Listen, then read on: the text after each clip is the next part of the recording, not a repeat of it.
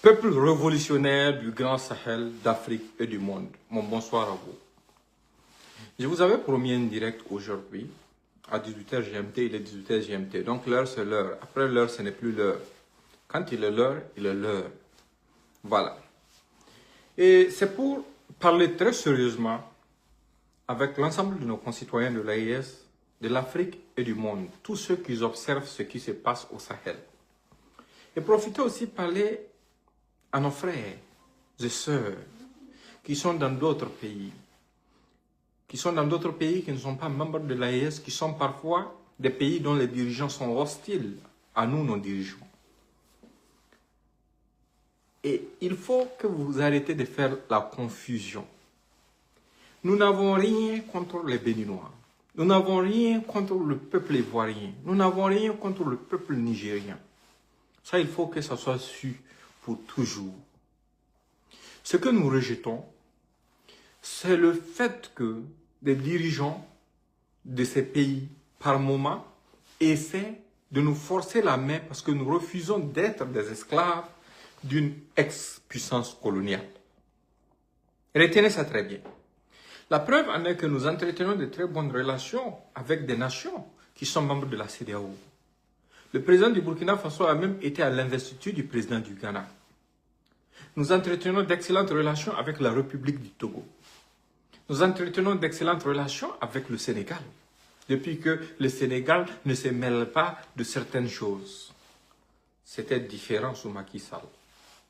Ça doit servir de leçon. Mais ce n'est pas ça le sujet principal. Ça, c'est juste un message d'ouverture à l'ensemble de nos frères et sœurs qui sont dans les pays membres de la CEDEAO, qu'ils comprennent que leur prospérité, c'est la nôtre. Leur prospérité, c'est la nôtre. Leur malheur, c'est la nôtre. C'est le nôtre, du moins. Nous ne voulons du mal à personne. Nous ne voulons que du bien pour tout le monde. Et nous voulons que chacun respecte l'autre. Chacun respecte les choix de l'autre. Et si vous voulez comprendre nos choix, on va vous les expliquer. Partagez au maximum. Je vais ouvrir cette parenthèse avant d'arriver au message que j'ai pour vous ce soir-là. On va vous expliquer d'où est-ce que nous venons. Que ce soit le Burkina, que ce soit le Mali, que ce soit le Niger. Ce que nous traversons actuellement, ce que nous vivons comme révolution, est l'enfant d'une douleur à laquelle beaucoup de nations, se disant prospères, ayant des moyens énormes, étaient restées insensibles. C'était sous des régimes civils, soi-disant démocratiquement élus, ça c'est entre griffes, que tout a commencé. Des hordes de bandits, soutenus par des puissances étrangères, avaient commencé à écumer nos villages, à assassiner les nôtres. Pendant ce temps, que ce soit au Mali, que ce soit au Burkina, que ce soit au Niger, il y avait des forces françaises stationnées dans nos pays. Des forces qui ne sont jamais intervenues pour empêcher à ce qu'un de nos villages tombe. Des forces qui ne sont jamais allées au secours de nos forces de défense et de sécurité. Des puissances étrangères qui avaient des bases chez nous avec tout type de logistique, mais qui refusaient même de nous vendre avec nos propres ressources les moyens militaires qu'il fallait pour permettre à nos armées de se battre. Et pendant ce même moment, qu'ils jouaient le rôle d'observateurs en ayant leur caserne sur notre sol, leur presse dénigrait nos armées, inventait des situations pour créer une situation de confusion et de division entre les communautés afin d'aggraver la chose. Qu'est-ce que les hommes politiques, les pouvoirs civils ont eu à faire pour mettre fin à ça? Absolument rien du tout. C'est ce qui a révolté nos armées. Et c'est ce qui a fait que les dignes fils de nos nations ont pris les devants et les peuples les ont accompagnés.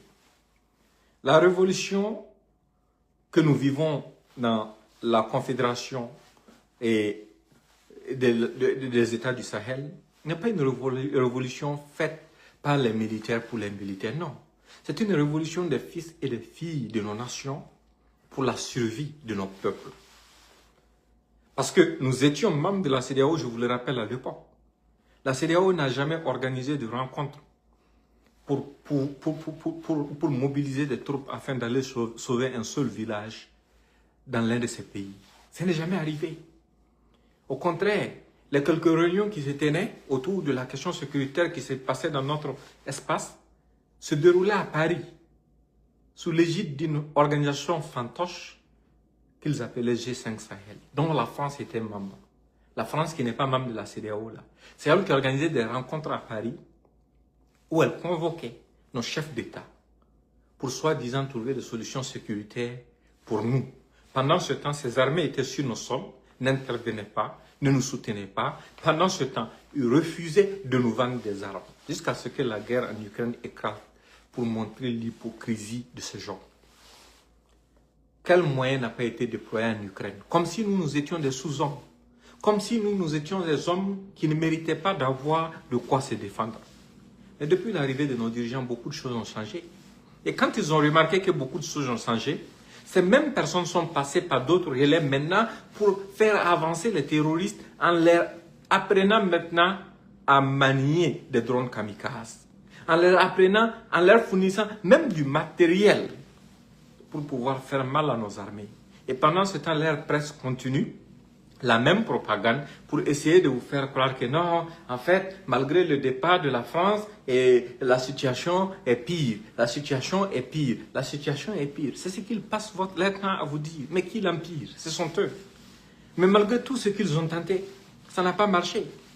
Vous vous souvenez très bien que, entre-temps, ils étaient focalisés sur le Burkina Faso. Ils nous ont fait croire ici à travers leur presse que le président Ibrahim Traoré avait fui. Partagez au maximum, mais le message va venir à la fin. Mais ça, c'est une parenthèse très importante à ouvrir pour ceux qui ne comprennent pas la position de nos États. Ça va les aider vraiment à comprendre beaucoup de choses pour ceux qui veulent bien comprendre en fait. Donc, ils nous ont fait croire que le président Ibrahim Traoré avait fui, qu'il y avait des mutineries qui se préparaient dans des casernes et autres. C'était des coups qu'ils avaient préparés. Pourquoi? Pour nous faire mal. Pour nous faire mal, pourquoi? Parce qu'ils se sont sentis humiliés de voir des Noirs, des ex-colonisés, prendre leur autonomie, leur destin en main, et réussir des choses qu'ils n'ont jamais réussi à faire, qu'ils n'ont jamais même voulu faire pour nos peuples. Pour eux, ce n'était pas acceptable. Ils étaient prêts même à s'allier à des groupes terroristes pour nous faire mal. Ça s'est passé devant tout le monde. Après cette étape, ils se sont repliés maintenant sur le Mali. Vous êtes tous témoins, puisque c'est d'actualité, de toute la supercherie autour de la question malienne. Ce sont eux qui ont annoncé que Bamako allait tomber. Et ce sont eux qui reviennent dire qu'ils ne l'ont jamais annoncé, qu'ils avaient dit que c'était improbable. Et ce sont des gens qui se disent civilisés dans un monde moderne, qui se disent démocrates, qui se disent du côté de la loi et de l'ordre, qui n'ont jamais, jusqu'aujourd'hui, condamné le fait que des terroristes incendient des citernes, qui n'ont jamais condamné une seule fois les atrocités terroristes contre nos populations. Au contraire, ils justifient ça et montrent ça même comme si c'était de la norme. C'est pour ça que je vous ai dit de faire attention. Parce qu'entre-temps, beaucoup d'entre nous étaient un peu perdus. Les gens avaient commencé à baisser les bras, pensant que non, tout est gagné. Tout n'est pas gagné. La révolution, c'est une lutte permanente. Partagez au maximum, parce qu'aujourd'hui, il faut qu'on fasse ce rappel aux gens. Je vous l'ai dit, la révolution est une lutte permanente. Et quand on veut être souverain, personne ne donne à un homme sa liberté. L'homme arrache sa liberté. Et quand tu veux arracher ta liberté des mains d'individus ou de nations qui vivaient dans ton sang, qui vivaient grâce à ton ignorance, grâce à ton sommeil, mais écoute, n'espérez pas qu'ils vont vous laisser faire. Ils ne vont jamais vous laisser faire. Ils vont continuer de comploter. C'est pour ça que j'ai dit, entre-temps, ils étaient dans une phase de division. Ils essayaient de distraire nous-mêmes nos propres communicants pour que les gens s'opposent les uns aux autres, pour que les gens s'entre-déchirent, pour affaiblir la veille citoyenne, afin de pouvoir passer à l'action. Et ils sont toujours dans cette dynamique. Et si vous suivez très bien les événements de ces derniers jours, ça vous explique beaucoup de choses. Moi, je ne vais pas beaucoup m'attarder sur la question de l'avion du Nigeria. Mais avant même d'avancer, il faut qu'on se pose une question. On nous annonce que la France, en complicité avec le Nigeria, ont eu à intervenir au Bénin. Ok, nous avons compris. Mais quand les soldats béninois mouraient au nord là, pourquoi le Nigeria n'était pas intervenu? Pourquoi la CEDEAO n'a pas mobilisé ses forces? Ils disent que nous, nos pays ont quitté la CEDEAO. Ça montre l'hypocrisie. Ils n'ont rien à faire de nos populations. Ils n'ont rien à faire de leur survie. Quand des étudiants et des élèves ont été enlevés par centaines au Nigeria, pourquoi la CEDEAO n'a pas mobilisé sa force en attente? C'est de l'hypocrisie. Pourquoi le Nigeria même n'a pas mobilisé ses ressources hautes? Il a fallu que le président Trump sorte pour commencer à les intimider pour que le dormeur du Nigeria, Tinubu, fasse semblant de se réveiller de son sommeil. Peut-être que c'est nous, nos nations, qu'ils veulent sacrifier pour faire rattrapage. Mais ça ne marche pas, nous sommes un peuple de guerriers. Nous sommes un peuple intrinsèquement révolutionnaire. C'est pour ça que je vous lance cet appel ce soir, qui me vient vraiment du fond du cœur, du très fond même de mon âme.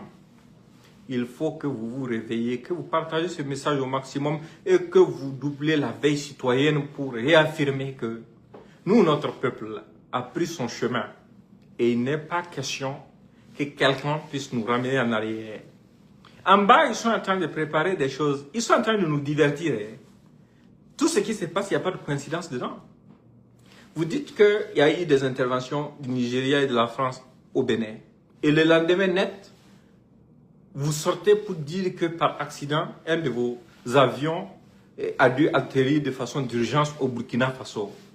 Et que cet avion allait au Portugal. Et qui suit qu'on est en navigation aérienne sait que Bobo Dioulasso, qui est à l'ouest du Burkina Faso, et quand on regarde son positionnement comparé au Portugal, et à Lagos, d'où l'avion a décollé, ça n'a absolument aucun sens.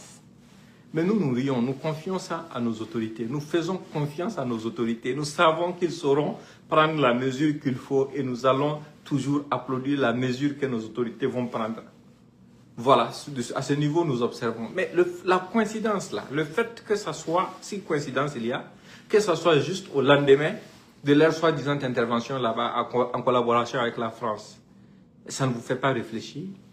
Et tout ce tohu-bohu se déroule dans une période où on a dénoncé, il y a quelques jours, il y a moins d'un mois, et la présence d'un navire de guerre français au Bénin avec des troupes qu'ils ont essayé de minimiser. Si on n'arrête pas de nous abreuver de leurs informations, ils vont nous intoxiquer pour nous divertir. Vous avez été témoin dans la situation du Bénin. Leurs chaînes de télévision et autres ont passé le temps à répéter en boucle que les forces loyales à Patrice Talon, les forces béninoises, ont réussi à défaire les putschistes. C'est ce qu'ils ont passé leur temps à dire toute la journée. Mais ce sont eux aujourd'hui qui reviennent maintenant pour nous dire que, en réalité, la France reconnaît avoir apporté un appui et le Nigeria avant-hier est sorti pour reconnaître qu'ils ont opéré des bombardements dans la ville de Cotonou. Mais c'est triste quand même si des Africains viennent à s'entretuer. Nous n'allons jamais cautionner ça. Nous n'allons jamais applaudir la mort d'un être humain, qui qu'il soit. Mais que des forces étrangères aient la latitude, la possibilité de bombarder des citoyens béninois, de surcroît des forces de défense béninoises sur le sol béninois avec la bénédiction du président béninois, c'est vraiment lamentable et triste. C'est lamentable et triste, c'est archaïque. C'est pour ça que l'Afrique n'est jamais respectée. Ils n'ont pas d'autres cibles. Hein. Ils sont en train de se gonfler. Le terrorisme au Nigeria n'est pas leur problème. Le terrorisme au nord du Bénin n'est pas leur problème. Leur seul souci, c'est de voir dans quelle mesure ils pourront faire écrouler l'AES. Parce que l'AES, ça fait peur.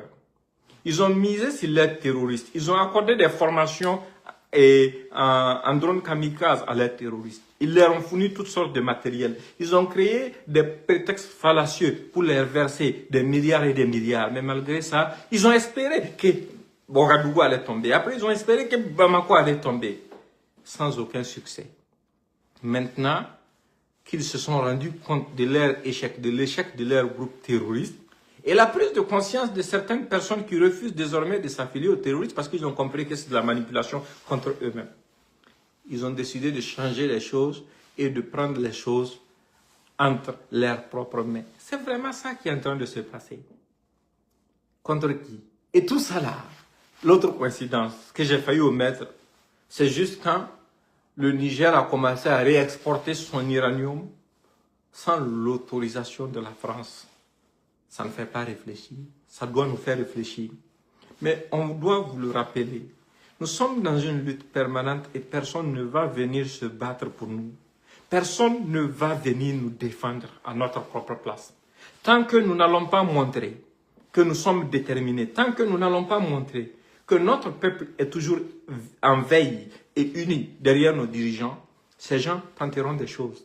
Parce que dans leur plan actuel, nous les voyons venir. Ils vont chercher à recruter quelques renégats, des vendus, des collabos, des terroristes, qu'ils vont chercher à recruter pour faire entendre quelques coups de feu, créer une cacophonie, utiliser leurs médias à l'extérieur pour faire des communiqués, pour dire que, en tout cas, le pouvoir a changé dans tel pays. Et parallèlement, ceux qu'ils ont envoyés, qui ont tiré les coups de feu, vont faire appel à la CEDEAO, comme ce qui a été dit dans le complot de Nico, de la Côte d'Ivoire, dont nous avons publié l'audio. Pour ceux qui ne savent pas, ils peuvent faire la recherche. L'audio est toujours sur ma page. C'est ce plan-là qu'ils sont en train de mettre en exécution. Ils vont faire appel à la CEDEAO et la CEDEAO a déjà ses forces prépositionnées à nos frontières et ce sont eux qui vont se lever maintenant pour venir les aider à s'asseoir contre qui? S'ils les tombent de nous, nos propres peuples. Donc réfléchissez-y. On n'a pas le droit au sommeil, on n'a pas le droit à l'erreur. Parce que la vraie lutte, là, c'est maintenant que ça commence. Nous tous, ils ont essayé de nous envoyer en prison. Ils ont essayé d'attenter à nos vies. Ça n'a pas fonctionné. Maintenant, ils ne peuvent plus se cacher. Ils sont obligés de venir face à face. Ils ont même essayé le maraboutage et tout ce qui va avec. Ça ne fonctionne pas. Ça ne marche pas sur nous. Donc, aujourd'hui, là, ils sont obligés de se dévoiler.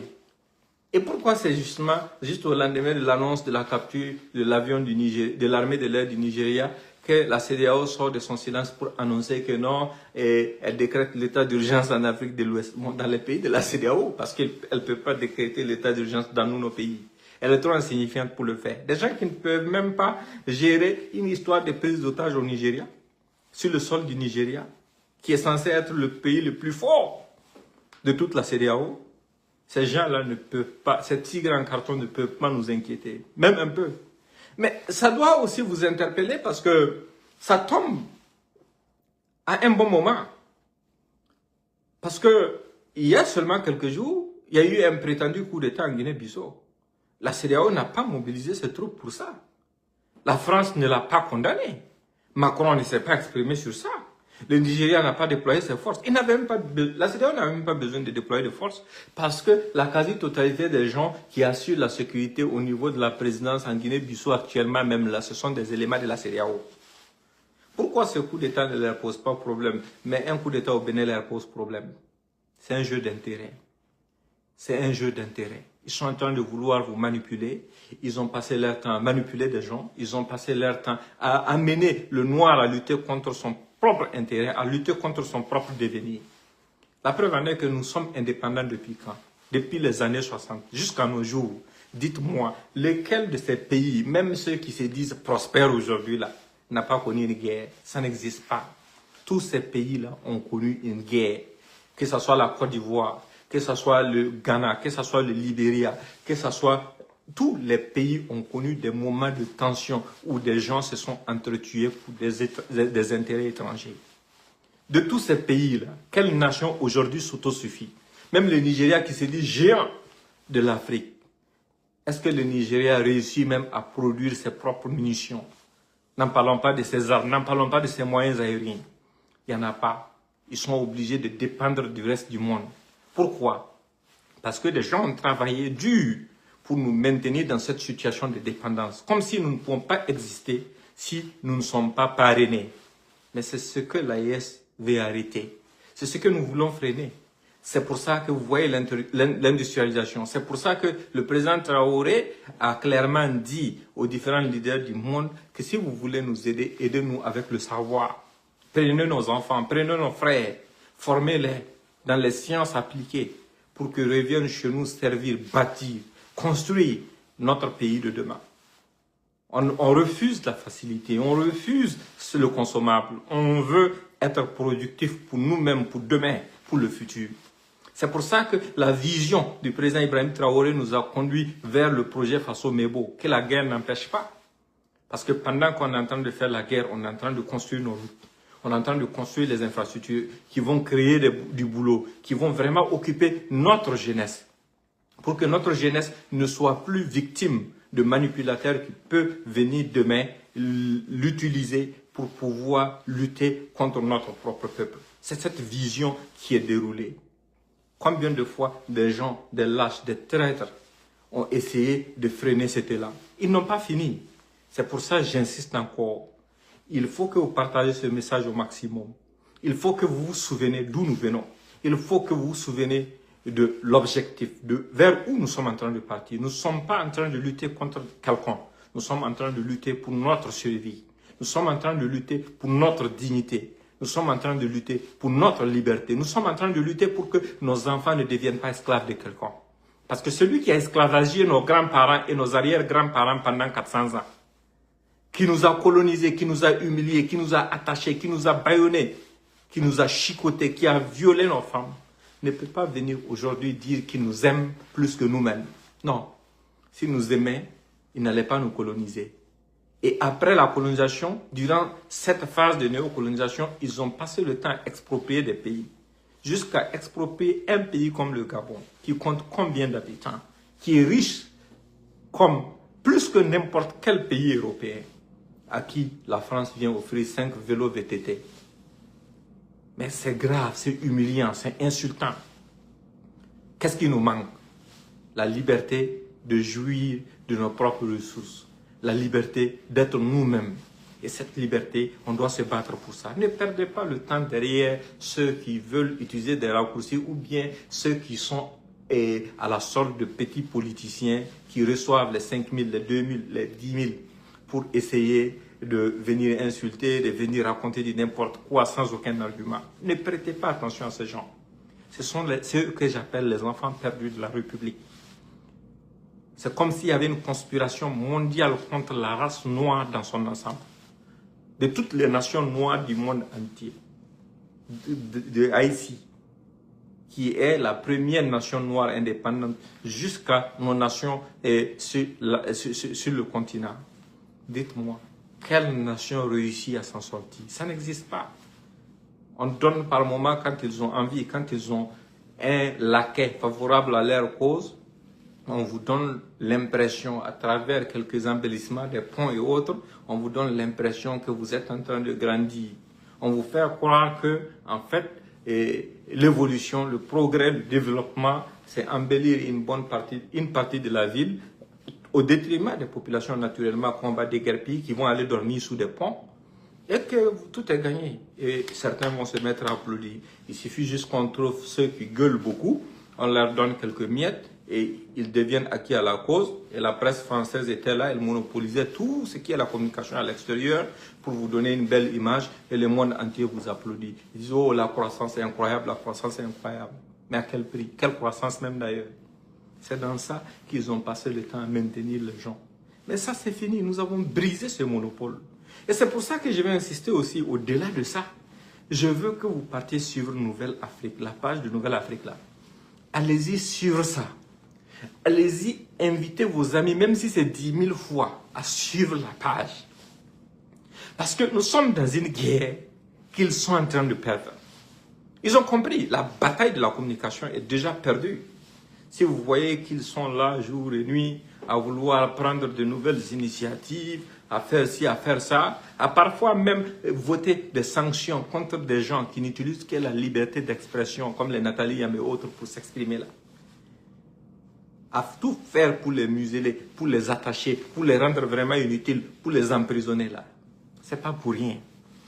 C'est parce qu'ils ne veulent pas d'Africains qui réfléchissent.